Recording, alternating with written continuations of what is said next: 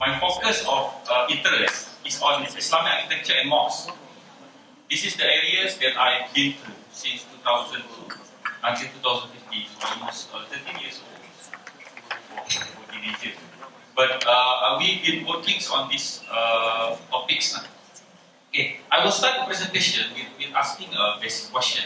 So in Malaysia, so today we will talking about mosques. We're going to talk about mosques or Islamic architecture. So let's start with asking the basic question. We have our traditional mosque, which is, as you can see there, Masjid Kampung Laut and Masjid Kampung Kling. And we have our modern mosque, as we can see there. We have the Putrajaya in Malaysia. So this is in Malaysia. Can I next? When people talk about mosque and Islamic architecture, they define it as it should be around. So I think some people from WIS, some people from Islamic universities are very familiar with this one. And we have sometimes Egyptian, Turkish, Middle East image. Next thing. The use of domes, the use of arches. Next. Monumental scale. Sometimes they call the idea of symmetrical hierarchies. But I always ask a question. How about if we start with something like this? This is a house by Mr. Frank Wright, which definitely is not a Muslim. Next. This is another design by him, which try to impose some ideas of so-called organic architectures. Next. Or something like this. Next. So let's start our presentation today by asking the questions. When we talk about Islamic architecture, are we talking about the reminders of man, or is it a reminder of God? So that was the first question. Whereas if you're looking at the Quranic verse in these issues, is that He, the one who spread out the earth, stand up the mountains and everything. So he was talking about something nature compared to the man-made. Next. Or we talk about humilities. If we're looking at these two types of buildings, at the first one, you're looking at how the God's made was very small compared to man-made, even though it's a mosque.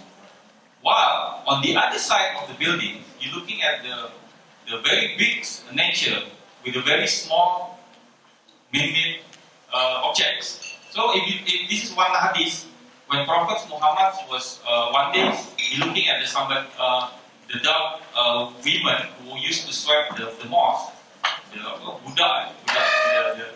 slaves, slaves. Where is this women? They said the women has passed away. Why you didn't tell me? So the Prophet go to the grave and he prayed there. So the Prophet that time, he was a leader. If we ask, he was a prime minister, he was a president. But he was very humble in the sense that. So, next. And then we talk about public responsibilities. Yeah. So when we talk about Islamic architecture, we talk about public. So there's a hadith talk about it. When you walk at the street, you look at something that can be obstruction for the people. Then you do that. Okay, next. Okay. There was the introduction on bridging between what people perception of Islamic architecture of mosques. And at the same time, we are explaining the other ways of looking at it. So my presentation today is we will start with this statement by architect Abi Musid. He was one of the senior architects in Indonesia. When I visited him in 2006, so I talked with him that we have a big problems now in Indonesia in terms of design of mosques. Because our mosque was dominated by single spaces, which was the praying room. The biggest space at the center of the building, which is the mosque. In fact, from our survey done in Jakarta, in Jabodetabek, there's at least 38,000 mosques in Jabodetabek. That was 2006, not 2015, that's 9 years ago. But only 15% of the spaces were actually used. So there was the statement. So in the context of Jakarta, we were saying, a city with like 20 or almost 30 million people. So there will be lots of wastefulness lah. There. So that was his statement. Okay, next.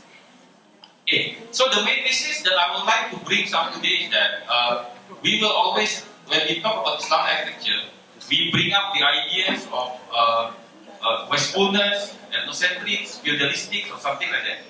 But in this presentation, we'll try to give some other options for that. Okay, next. The reason why we have this issue is that we have the problem of object-centered discourse. Object-centered discourse means we are focusing on objects. I will explain to you later. Okay, next slide. This is a very nice picture credited to Dr. Ismail Sabah. On the left side, the guy's name was Rabbi Ibrahim bin Ezra from 19th century. He was in Egypt. He was a rabbi. Rabbi means he's a Jewish priest. He was not Muslim. So, but based on Dr. Seraga, he said, if this person comes to our mosque, he will be the imam for our mosque. Maybe. So, on the left side, if you're looking at the priest and saint in 1919 revolution, also in Egypt, one of them was saint, one of them was priest in Egypt. So, it's very difficult to distinguish between both of them because they're staying in that area. Okay, next. Okay, let's talk about something more details. This is among the Quran and Coptic Bibles. In Egypt also, you can see that the ornaments, the details is more or less the same. Okay, let's talk about architecture. Yeah. This is Al-Muhayyad Mosque in Cairo and Abu Sirga Church also in Cairo. As you can see, the details, the ornament is the same. Okay, next. This is Coptic Museum and Akbar Mosque. So they share the same language of expression. This is another sample.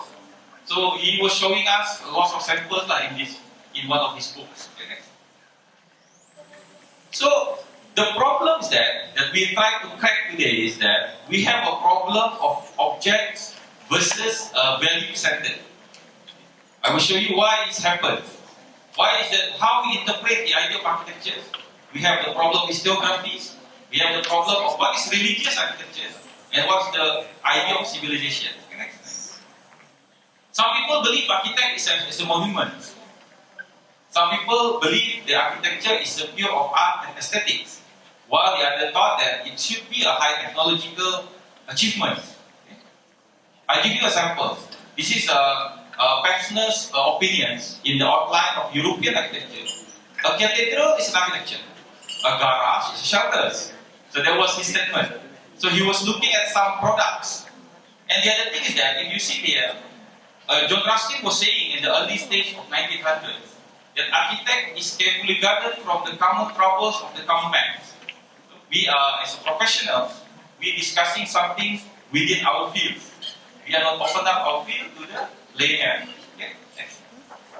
Okay, this is another opinion by the piece in 1896. Okay, next. Okay, next. Okay.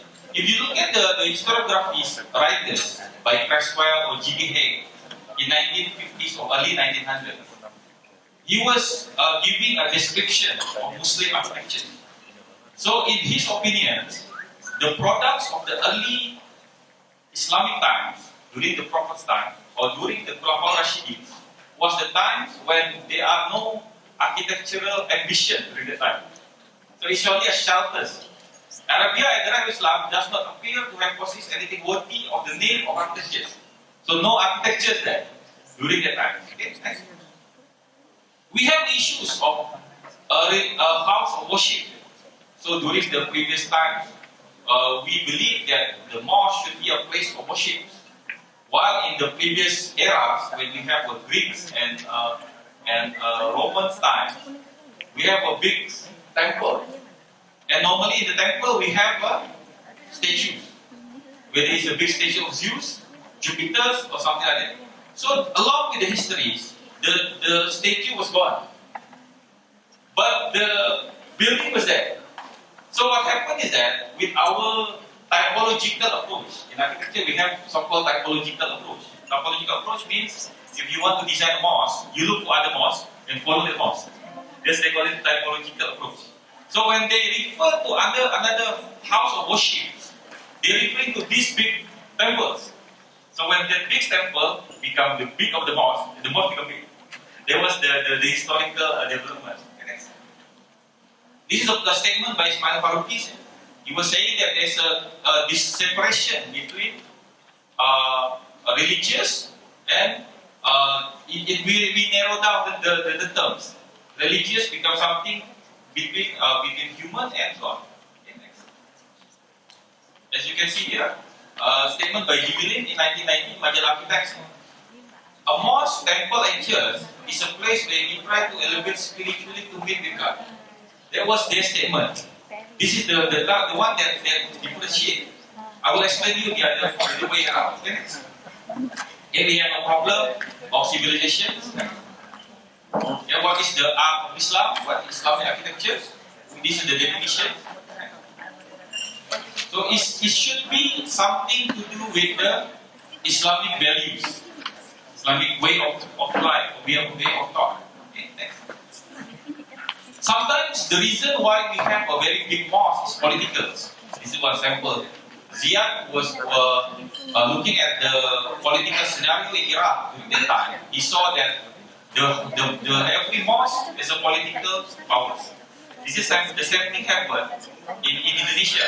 When you look at the Masjid Baitur Rahman in Aceh, when they want to when the Dutch want to design the mosque, they make the biggest mosque.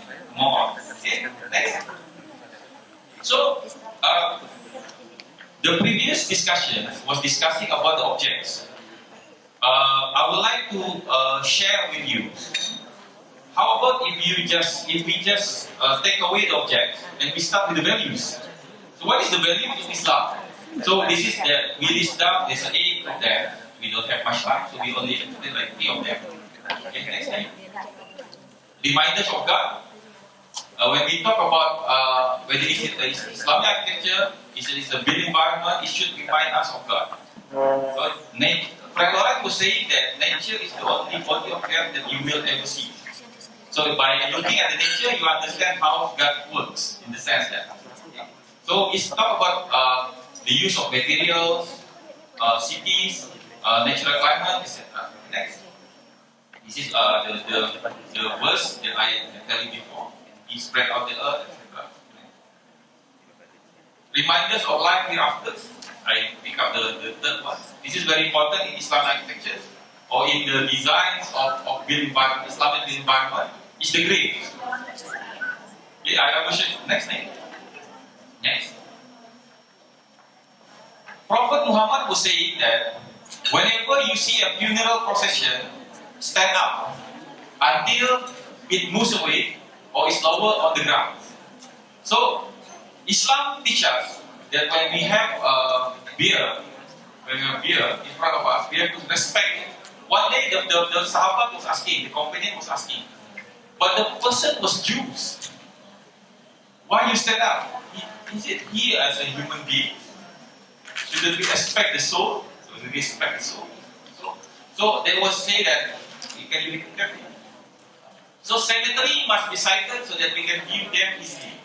There was the philosophy. So one day one of my friends, Gofar is developing one Islamic city in Makassar. So the first, when he was presenting to our panels, the first thing that we asked them, where is the cemeteries? Oh, we have to build up cemeteries. No, in your cities, where are the previous cemeteries sited? So, because why? By looking at that cemetery, we know that we are going to die.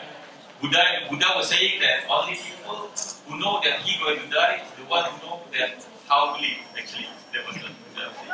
Okay, the cemetery must be able to see and etc. Next. Reminder of humility, as I said before. We have to see that our object shouldn't be overwhelming the nature. And this is a very important hadith. Very important hadith. Narrated by Anas bin Malik. While we are sitting in front of Prophet, suddenly one Badui come. He said, "Who amongst you is Muhammad?" So means this is hadith has nothing to do with architecture, but it's explained that Prophet during that time he didn't wear any specific dress he didn't wear any crown, he didn't sit higher than others. So he's the same level as others. So that's why the Badui cannot differentiate him with others. Okay? So in the built environment aspect means that we should be humble in the sense that our product or building shouldn't be overwhelming the nature or surrounding area. Okay, okay, so monumentalities in buildings must be eliminated. Monumental scale of symmetry must be carefully placed so it's not constructed or elite separation between government and the people. It is some samples. Reminder of sustainabilities. Okay, this is our topics today. We always believe that sustainability contains two things. One, they call it natural or environmental sustainabilities. The second one, they call it social sustainabilities. That's why the topics of today's conference is that we would like to see a greens from the different perspective. Because we in the built environment field, we are very familiar with greens. But when we go up from our context, actually our social science people and our science people have more greens than us, based on last year's conference. Okay, next. So the idea is that our earth is a prayer's place. So you have to treat. If you want to pray in that area, you have to treat your prayer area as a place where you have to take care of. Next. Okay. There was the discussion. So we have grants, maybe only 3 out of 8, but due to very limited time. So we come up from the objects at the first stage. We go to the next stage. This was the values. We start with the values. Okay.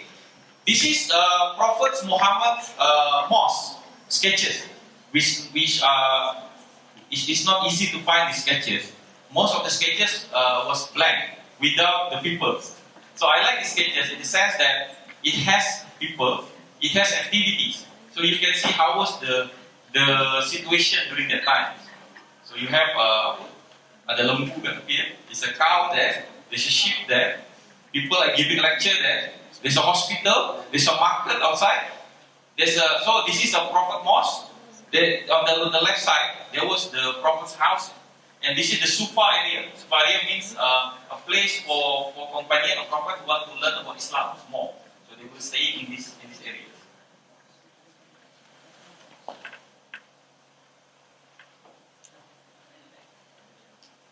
Yeah. So this is the Prophet's house. You see, there's a sheep and a cow there. There's somebody giving lectures. This could be a market or some hospitals there. So this is the sketches which was drawn based on the historical aspects of that areas. Next thing. So the mosques go to all around the world, go to different sides of the world. It grows based on the areas. So in the Middle East area, they have the called hypostyle typologies. And you have the Turkish one, you have the Iranian one, you have the Indian typologies, Chinese, and with Nusantara typologies. So as you can see, from that, let me show us the previous one. From this type of mosque, so I think the original type of the mosque was, is this one. Then it goes to different countries into this type of thing. Next. If you're looking from the style, so I'm learning about architecture styles. We have the revivalism, we have the geometry, metaphor, structuralism, regionalism. Not to make you confused, just to say that they have different styles. That's all. Okay, next. If you look at Indonesian mosque, we have the traditional one. We have a traditional with foreign acculturation. Arab approach, Indian or some Chinese is that Mongol, when the Dutch people want to design a mosque in Indonesia, they expose this area. We have a modern one, Pak Lukman's, if you ever heard of Pak Lukman, Masjid Salman. Okay.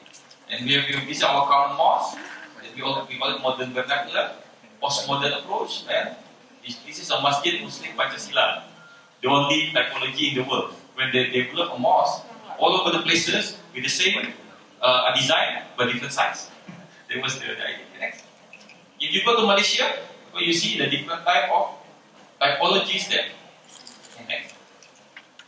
Sorry, if you didn't see it, it's not your eyes problem. This is a from LCDs. We take it from LCDs. I scanned it from LCD. We didn't manage the time to type it again. This is the slide that we show to the imam during 2005, 2004. We have trainings of imam in Sarawak, how to manage the mosque. So in this slide, at the first place, we try to talk about mosque from the object perspective. We have the Arabic approach, we have the Middle Eastern approach. Then we see that in the previous slide, that the mosque actually growing from one simple form into different type of forms. So if you ask me which one is the original, the first one, because that was the most original one. So, okay, let's forget the form of the mosque. Let's start with the program of the mosque. This is what I tell you that I don't want to discuss from architectural perspective. I want to discuss from social science perspective. So, what is a mosque? Mosque is an institution during the Prophet's time. This institution where you have academic activities, you have a physical development, you have a youth development, brotherhood, etc. So I'm waiting for Imam's master thesis. He will be describing, one of my students now is describing how was the role of mosque during the Prophet's time, from the hadith and from the historical perspective. It will be very important to fill in this. So from all of the books, we find out this is the actual forms of the mosque. Okay, next. So it should have a management. A mosque without management won't be working. It will be an empty spaces without activities or anything. So you should have a finance committees. Dr. Mohidin is there doing the finance committees of the mosque. So we have the Aqua committee, education committees, sport, etc. Okay. So in order for us to develop a design of a mosque, we have to first define what is the role of the Muslims in the communities. Then what is the role of mosque? If we divide the curriculum, when we have the activity patterns of that mosque. So this is the development, guidelines, what are the things. Then you have, in architecture they call it bubble diagram. So what is a mosque in the modern time? So in the Islamic community, you must have a daycare center. When you have, when a family or the parents can send their kids here before they go to work. You have the cafeteria, you have the accommodation, commercial area, TV rooms, children classes, children play area, video games. So this is the thing that we draw up. Or what's actually the need of people of mosque. Okay. So this is the alternative ideas here. We have regionalistic, break up the mass. Next. So this is the design strategy that we develop. Okay. Then from that bubble diagram, from the slide, OHP slide, we give it to the student of our UTM student during that time. So we show them, okay, this is a mosque. This is the activity that you should fit in the mosque. So the student was working on that one, and they developed a very unique type of mosque because they are not subject to any physical form. So they are not guided whether the mosque should have a dome or not, should have a minaret or not. So from that program, we come up with this one. Okay, next. Very unique mosque. We haven't seen mosque something like this. Something like this. This is 2005 project. Okay, next. You can see mosque in the shopping complex. How are you going to deal with it? This type of modern mosque is like an office, but this is not very clear. Actually, there's an outlaws words there. Okay, next. This is a project in Senai, when we proposed the mosque just beside the airport of Senai with one of our colleagues. So this is the preliminary drawing. That's why you see the design was very rough. Okay. A very interesting design by one of the students at UKM. They call it Masjid Mesra Wanita. Masjid Mesra Wanita. Because the issue is very simple. We have a lot of women here.